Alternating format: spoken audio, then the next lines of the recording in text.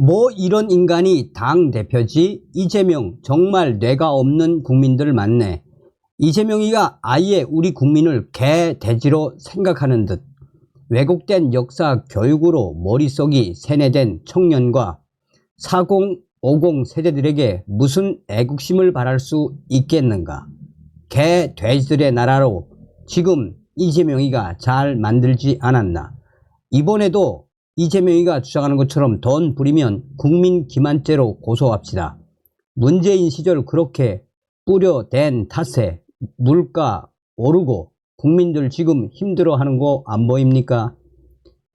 전과사범 이재명 내가 할 소린 아니지. 그러니 우리 국민들 이런 충격적인 소식을 접하면 어떤 생각이 드니? 결국은 국힘당 너희들이 멍청한 거야, 멍청한 거. 이놈들아. 자, 지금 이게 무슨 소식이겠습니까? 지금 뉴데일리에 대한민국 괜찮은 겁니까? 경고. 이재명은 들리는가? 라는 기사 제목에 수백 명의 네티즌들이 이재명과 민주당을 박살내고 있습니다. 정성찬TV 좋아요, 구독, 알림은 큰 힘이 되겠습니다. 후원해 주시는 모든 분들께 가열차게 멸공. 자, 굉장히 중요한 소식이죠. 재계가 정치권을 향해 새로운 경제 모멘텀이 필요하다고 주장하는 가운데 입법 권력을 장악한 더불어민주당은 정쟁성 법안에 집중하고 있어 사실상 공당의 기능을 상실했다는 비판이 커지고 있습니다. 정치권에 따르면 7일 22대 국회의원 총선거를 통해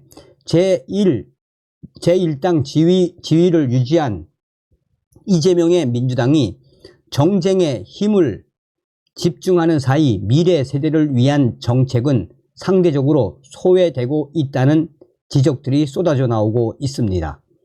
최태원 SK그룹 겸 대한상공회의소 회장은 지난 2일 대한상의 회장 2기 차를 맞아 열린 기자간담회에서 정치권의 방향 전환을 촉구했습니다. 최태원 회장은 기업에 대한 경제계에 대한 반기업 정서, 반대되는 정서를 완화시키거나 개선시키고 싶다라며 지금 경제계가 저성장 등 여러 문제를 안고 있는데 새로운 모색을 할 필요성이 있다는 것이 기본 생각이라고 밝혔습니다. 이어 여태까지 해왔던 이 기조대로 계속하면 대한민국이 괜찮은 건지 묻고 싶다라며 이게 전체 국민의 뜻이라고 하면 경제계가 쫓아가겠지만 이게 아니라면 새로운 대안이 무엇인지 우리가 내놓고 국회, 정부, 다른 시민사회도 새로운 방법론을 좀 더 시도해야 한다라고 지적했습니다. 하지만 이번 총선에서 171석을 확보한 민주당은 재계의 심각한 우려와 정반대의 길을 가는 형국입니다. 이재명 대표를 비롯한 민주당 내 구성원들은 전 국민 25만원 민생 지원금과 거부권 법안 재발의 등을 22대 국회에서 처리해야 할 가장 시급한 과제로 꼽고 있습니다. 새 원내대표로 선출된 친명 박찬대 의원은 전날 MBC 라디오 김종배의 시선집중에 출연해 가장 먼저 발의할 법안에 대해 1인당 25만원의 민생회복 지원금을 지급하는 법을 낼 수 있을 것이라고 답했습니다. 이재명 대표가 윤석열 대통령과의 회담에서 사실상 거절당한 민생지원금을 처분적 법률을 통해 구현하겠다는 주장이 민주당 원내대표 입에서 나온 것입니다. 처분적 법률은 행정부와 사법부 절차 없이 직접 국민에게 권리나 의무를 생성하는 법률을 뜻합니다. 박찬대 위원은 이 밖에도 김건희 특별법, 방송 3법, 노란봉투법, 양곡관리법, 간호법 등 윤 대통령이 거부권, 재위 요구권을 행사한 8개 법안을 재발의할 것임을 공언했습니다. 총선 승리 후 민주당 전체가 이재명 1국 체제로 전환된 상황에서 박찬대 위원의 이 같은 발언은 이재명 대표의 위증을 반영한 것으로 정치권은 보고 있습니다. 민주당 비명계는 이재명 대표가 총선 승리 후 민심을 앞세워 더욱 강경해질 것으로 전망한 바 있습니다. 친명계가 지난 총선에서 민심이 이재명 대표에게 손을 들어줬다고 해석하는 상황에서 당의 기류 변화를 기대하기 힘들 것으로 본 것입니다. 비명계로 불리는 민주당의 한 중진위원은 친명계는 당연히 이재명 대표의 리더십으로 총선을 이겼다고 생각하고 있다라며 윤석열 정부를 강하게 몰아붙이는 것이 총선 민의라고 보고 있다라고 설명했습니다.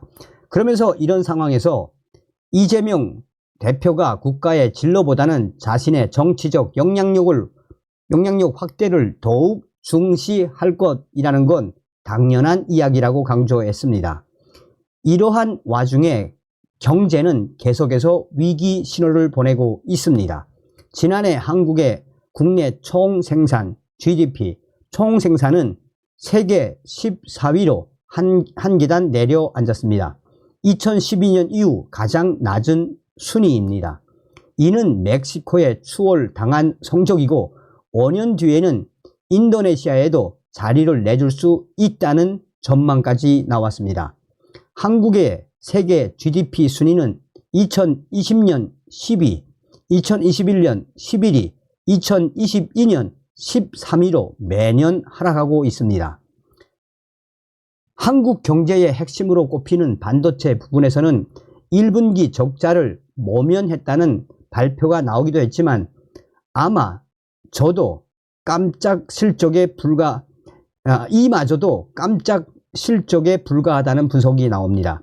이에 대해 최태원 회장은 작년에 너무 나빴기에 올해는 상대적으로 반사적으로 좋아지는 것처럼 보이고 있다라며 저는 좋은 분위기가 그리 오래 안 간다고 생각한다라고 전망했습니다.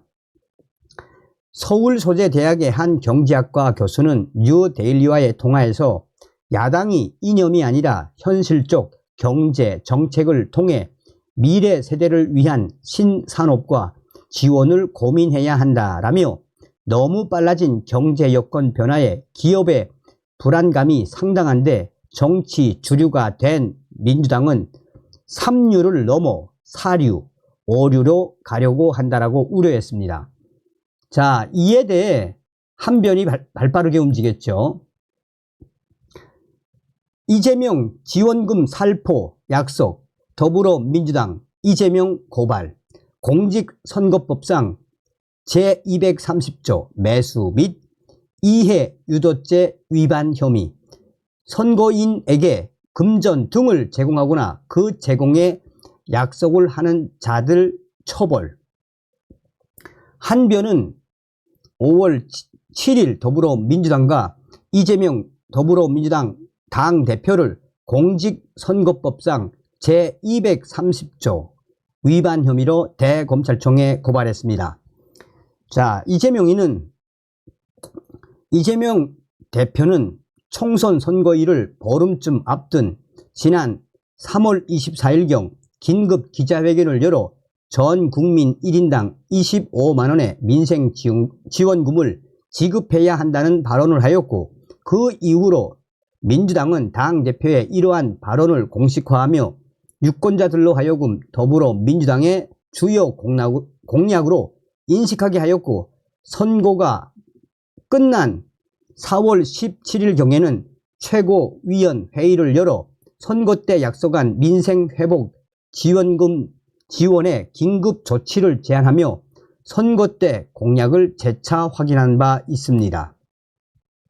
공직선거법 제230조 제1항 제1호는 투표를 하게 하거나 하지 아니하게 하거나 당선되거나 당선되게 하거나 되지 못하게 할 목적으로 선거인에게 금전 등 재산상의 이익을 주는 행위를 금지하고 있고, 이러한 금전 등을 제공하거나 그 제공에 약속을 하는 자를 처벌하고 있습니다. 그런데 더불어민주당의 공약은 선거권자가 모두 속한 국민 모두에게 1인당 25만원의 지역화폐를 예외 없이 일률적으로 지급하는 내용으로 선거권자인 모든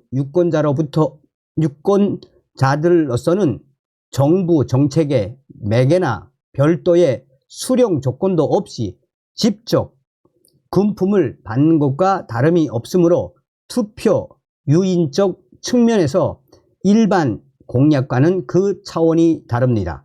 공교롭게도 이번 총선에서 해당 공약을 내세운 더불어민주당이 대승하였고, 이를 반대한 여당은 대패하였는데, 앞으로 집권을 노리는 정당들은 그 학습 효과로 유권자가 체감할 수 있는 매표 행위들을 더욱 효과적으로 설계할 것이고, 선거 때마다 표를 얻기 위해 누가 더 많이 자주 퍼주냐의 경쟁을 할 것입니다. 비록 선거라는 장에서 고도의 정치적 행위가 수반된다고 하지만, 이렇게 국가와 헌법에 중대한 악영향을 줄 것이 뻔한 공약을 끝내 추진하려는 다수당의 행태에 대하여 그 위험성을 지적하는 사람들과 그 공론의 장이 사라진 현실은 참으로 개탄스럽습니다. 특히 1인당 25만원을 모든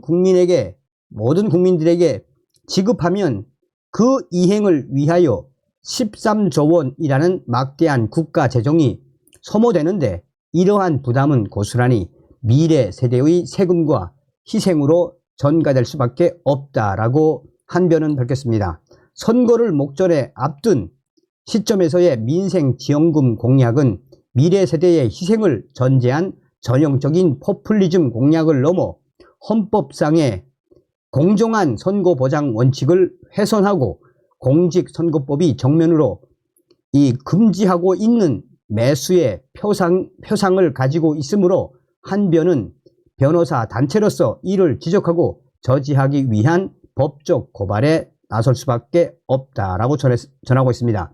그럼에도 이러한 행태가 끝내 시정되지 않는다면 한변은 이번 고발뿐만 아니라 계속되는 헌법 파괴 행위를 막기 위하여 지속적인 국민 운동에 나설 수밖에 없다는 점을 분명히 밝힌다라고 강조했습니다. 다음 시간에 뵙겠습니다. 멸공.